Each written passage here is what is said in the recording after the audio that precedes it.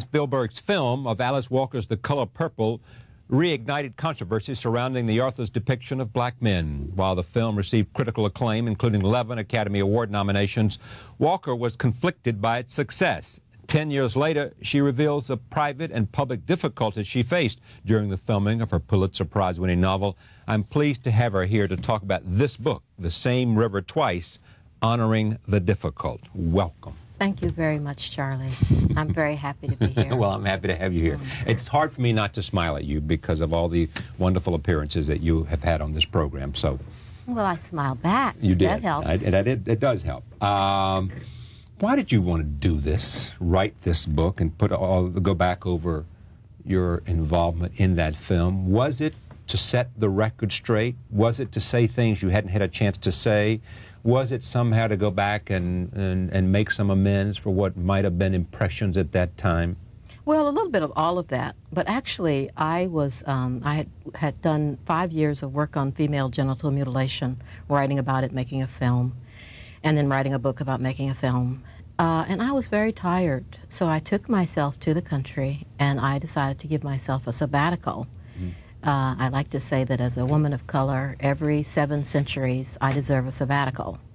So I sat there, and I played with my dog, and I planted my collard greens. And in about the 6th month, I started to realize that when you are the object of a severe trashing, it is not unlike what happens in patriarchal cultures where they mutilate women genitally. I mean, it's as if people try to close your mouth in the same way, although not with thread and needle, that they do in cultures where they infibulate women in order to control them.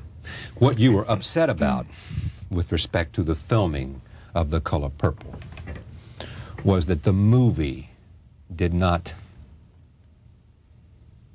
you thought, do justice. It was a very different movie. To the character, and it was not the screenplay that you had written. No, it wasn't. So what didn't you like about it? Well, I would have liked it to be more about the women and less about the men. But I have no real qualms. I grew to love the film, as I talk about in the book. Did you love it at the time when it first came out? No, the first time I saw it in a theater with 2 people, a huge cavernous theater, and it just seemed terrible. I just had the worst headache I've ever had in my life. But then later, after I bought a magic wand and came to New York to see it in a theater filled with people, it was quite different. So you came to that theater with your magic wand? I did, and I just went... What was it about? I mean, what were the characters? I mean, you wanted more about Celie, you wanted more what? Well, I thought it would have been wonderful to have more of the women's relationship developed so that you'd have, for instance, Celie and Shug just living in this enormous house, the 2 of them, and we would have a chance to see women's culture and what women would have in a house, you know, that is theirs. And women's passion for each other. Women's passion for each other. I thought that would have been very nice. Yeah. And you didn't think that, in fact, Margaret Avery was the right person to characterize as an actress by the way she looked, what Shug was like in your imagination. Well, Shug, of course, in my imagination as a Southern woman, Shug would have been much bigger. She would have had, you know, a real full body. But I don't have any problems really with this Shug too. I mean, because there are skinny Shugs and slight, slender, beautiful Shugs as well. But I needed to go back and really look at all of the issues. And also, I found it very oppressive to have anyone think of me as a person who hated anyone.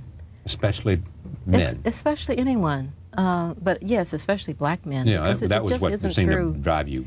Well, it isn't true. I mean, I just, you know, I've gotten so much of my own courage and strength and everything from black men, and I would never do anything to hurt them. I mean, it's as if you're saying, you know, you hate your father, you hate your brothers, you hate your nephews, you know, all of that, and this is not true.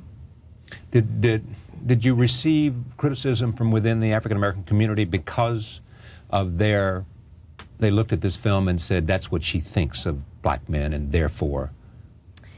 Well, many of them, of course, didn't read the book or see the film, so it wasn't about, you know, what I thought. I mean, if they really wanted to know what I thought, they would have read the book and tried to see the film. I think that there is a way in which many people who have had a long history of being battered, by society, and this is very natural and normal, they begin to feel that everything then is about battering them. And I've been very sensitive to that. What'd you think of the Million Man March? Oh, I sat up in my pajamas and watched it the entire day, and I thought it was wonderful. In your pajamas? Mm-hmm.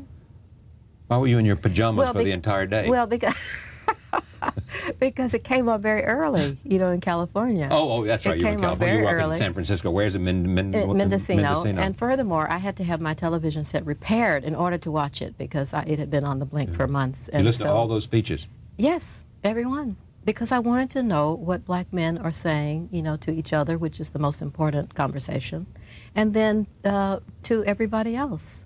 And I thought it was really wonderful.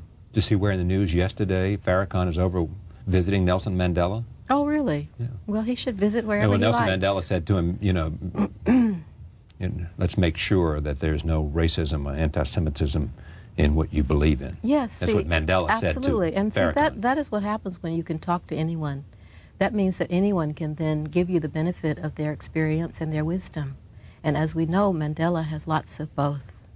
Probably the most, of all the leaders, has more moral stamina, moral standing he seems to than be anybody in the world. Well, I don't know about that, but he seems to be... Tell me another candidate. Well, I don't know. I mean, I think that often we forget that some of the great people are totally unknown. Well, that's true. And they're quite moral, they're quite wonderful. And that's right. But they're down in some little town, and where we hope they will stay because they'll probably be happier there than anywhere else. In the same vein, that some of the most courageous people in the world are those people with limited resources who are every day worrying about their children going to school, getting an education, and with limited resources making sure that they have a chance at life. Absolutely. And that's an act of courage and high calling. And true greatness. And truly great, and not off, and rewarded by, them seeing. And what happens to some of the battles that they have to fight is an assault on all that we believe in. In fact, until each of us becomes our own leader, we really don't have much of a chance of changing anything. And so that should be our desire, to develop ourselves so that we can lead ourselves and not be led by people, no matter how highly moral or intelligent or awesome they may seem. Are you your own leader? I am. This book is dedicated to Steven Spielberg and Quincy Jones. Yes. One did and the my music. family. And your family, right. I mean, I'll read it then. Don't forget my family. I'm not forgetting your family. You know how much I love Rebecca. For my beloved family, ancestral and present, to whom the persistent audaciousness of art has kept me close. Yes. The audaciousness of art. Mm-hmm. What do you mean by that? Well, I mean the boldness of it, because I have taken stories from my family and from my ancestors, and I have just embroidered them incredibly so that they are entirely different from the lives that these people lived. And it's because I love them, and I want to show them, I want to take them. I mean, these are people like my grandmother, who never went anywhere. She never knew what was in the next town. So I will take a character, give that character my grandmother's name, and I will send her as far as ships will sail, as far as planes will fly, so that she will know that the world is large and to see that there are other people in it, really incredible people, for her to enjoy. And to Steven Spielberg and Quincy Jones. Yes. Magicians, changelings, the knock at the door. Mm-hmm. Now, what does that mean? Well, that means, in fairy tales, when you're sitting there in your little cottage and you have a nice fire going and you have the tea kettle on, and you're happy. You're happy. Yeah. Everything is perfectly balanced, right? I mean, and there comes really, a knock at the door. Then there's a knock at the door, and you say, oh, God, you go to the door, and who should be there? Some magician, some changeling at your doorstep. They have come to completely transform your life. Were you surprised that Stephen thought you were like from some other world? No, because what did he say to you? You were some... He said I was otherworldly. I was right. very haunting. I was like an apparition. I was, and he was right, because I was so sick. I had Lyme disease. Lyme disease, right. And it was just like being in a big fog. And I was trying very hard to emote, all of my support and my love to the characters, to the actors. But at the same time, I just wanted to go to bed. Lyme disease. Are you cured of Lyme disease now? Well, I cured myself by doing something that was very hard to do, and I think that's what can often cure us of whatever ails us. What did you do? Well, I got on a plane after 3 years of just kind of dragging around. It makes you feel terribly fatigued, I'm told. Terribly fatigued. Oh, you know, I mean, you sit in a chair like this and you look across the room and you think, that's too far to go, you know. I'll just sit here. Yeah. And I had, you know, canes and everything. But I decided that I was sick of living like that, and that there was a trial for Dennis Banks, who was a Native American activist in Custer, South Dakota. And he was up against the FBI, and they were accusing him of murder and mayhem and, you know. And I just didn't believe it. And so I decided that I would go and be a witness to whatever happened to him in South Dakota. You'd be there and standing by him. Well, I was too weak to stand. I just kind of flopped down on the ground, and I started getting better. I mean, it was the most amazing thing. From that day, I started getting better. Have you seen the movie Waiting to Exhale? Yes, I have. What did you think of that? Well, I thought the film was better than the book. I was very concerned that the women seemed so desperate for men. I don't have that experience. But I have talked to many women. You don't know that experience, or you don't have it? I don't have it. I mean, You're not desperate for men? No. I mean, I'm hardly desperate for anything, really. I feel, you know, that whatever is mine is looking for me. You know what I mean? Now, how'd you find all this peace? What's so of it? Just leave me out of this. Thank you very much. Well, peace comes to you, you know, by being peace. You know, you are peace. You become peace but yourself. you've had some tough times.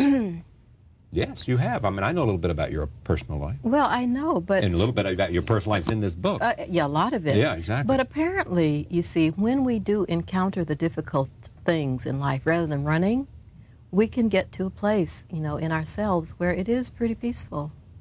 And then you don't feel desperation. You just feel that, you know, the world is pretty much the way it is, and, you know, you have your life in it. But you revisited here. Boy, what a great picture. I hadn't seen this. Look at this. I know. That's me and my dog. That's you and your dog. That's Marley. Marley. Where is that taken? In South Dakota somewhere? No, on the beach in California. Is that right? In Mendocino on the beach? No, in somewhere else. Somewhere else. But that's a great picture. Isn't that nice? Yeah. But during the filming of this movie, you had the Lyme disease, and you weren't happy about it. And when it came out, everybody thought you were against black men, and you weren't happy because the characters weren't fully developed and didn't understand the relationship between Celia and Suge, which got short shrift, right? Yes, but I understood why that happened. I mean, you understood then why it happened? Yes, because the threat of being picketed, the criticism that the producers had received, the letters that came in every day. I think that Quincy and Steven were under a great deal of pressure, and they were really trying to do it right, you see. To make a commercially successful film. To make a film that did not embarrass black people. I think they really thought that that was what they were doing. Yeah, are you and Oprah great friends? No.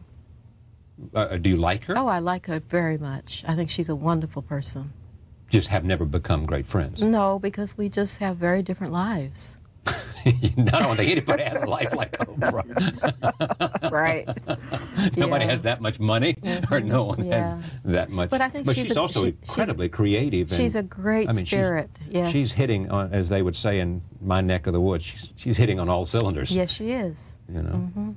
And I felt that way about just about everybody involved. You know, I mean, they were all really wonderful people, and still are. Now, what does Alice think she was brought here to do? Great art? Certain kinds of work, really? Actually, yes. I mean, and this female genital mutilation is part of it. Well, you sure did your cause for that. You really did. Paid your dues. Well, let me just tell you what is really wonderful, too, about this film, whatever we may think of it. The film on mutilation? No, the film on The Color Purple. When I went to Africa to do the work on genital mutilation, the African women and their children who met me, you know, happily, mostly dressed completely in purple, had never read the book, but they had all seen the film. They trusted me because of that. And I was able to sit and talk and to move forward on this issue, which I consider as important as any other issue that has ever existed on Earth. I know. And you've spoken eloquently on it and continue to do that. I do. Are you overwhelmed by the power of movies and film? I'm not overwhelmed by them, but I think they're extremely powerful. And I think that as we move more into illiteracy, which is happening in the world, we will need films that do more than just show us how to pull the trigger. We need films that really try to teach us how to live without violence. And the danger that technology separates and adds to the division between haves and have-nots.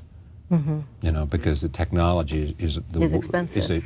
Is expensive Right. and is in the hands of people, and it enables people to do things that are incomprehensible 5 years ago. Yes. The Same River Twice, Honoring the Difficult by my friend Alice Walker. Her story of the filming of The Color Purple and how she went through that, and some very personal things about Alice, who, as all of you know, and she certainly knows, I care about a lot. Thank you for coming. Thank you. Pleasure. Thank you for joining us. This was a very powerful interview. 10-minute comments, what you think about it. Let's have a conversation.